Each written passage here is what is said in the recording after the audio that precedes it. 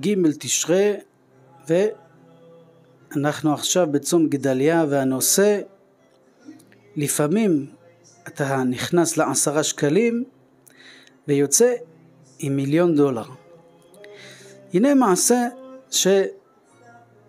ששמעתי מפי אחד מזכה הרבים, שסיפר שהוא מכיר אדם אחד באחת מהשכונות הצפוניות של תל אביב, שהוא אדם עשיר, עמיד מאוד, הוא קבלן, התעסק בכל מיני דברים בחוץ לארץ, פרויקטים גדולים, שכונות, מפעלים, והנה נפל בידו סכום אדיר של $120 מיליון רווח מאחד מהפרויקטים שעשה, ואמר אני רוצה לתת מעשרות, לקח 12 צ'קים וכתב $1,000,000 לכל צ'ק, ותכנן לחלק את זה במהלך השנה.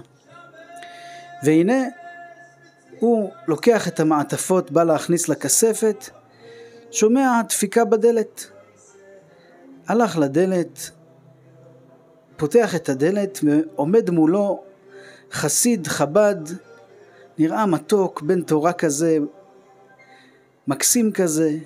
אומר לו, אדוני, אולי תוכל בבקשה לתת לי 10 שקלים, 5 שקלים, מה שאפשר, אני מתרים עכשיו, אנחנו בונים כאן בית כנסת. הוא ראה את החסיד הזה, ואיך אומרים, ממש נדלק עליו. הלך, הביא מעטפה, ושם בידו.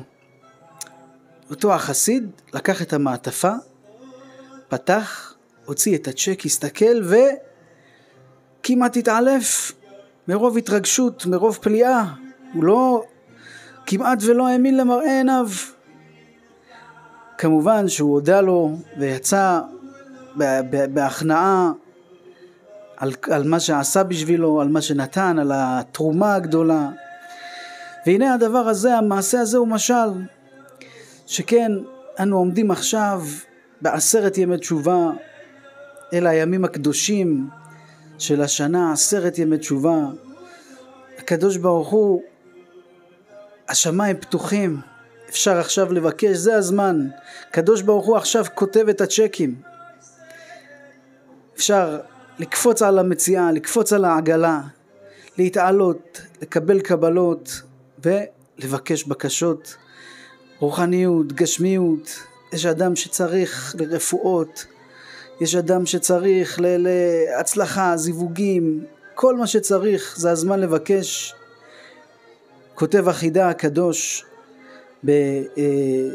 בספרו, שהקדוש ברוך הוא הבטיח שאדם אפילו לא לומד תורה, אפילו לא מקיים מצוות, אבל אומר ריבונו של העולם, בזכות י"ג מידות של רחמים, השם אל רחום וחנון, ערך אפיים ורב חסד ואמת, נוצר חסד לאלפים, נושא עוון ופשע וחטאה ונקה. אומר את זה, אומר בזכות י"ג מידות שלך אני מבקש שתיתן לי בקשתי. אומר החידה, בוודאי הקדוש ברוך הוא מוכרח לתת לו בקשתו.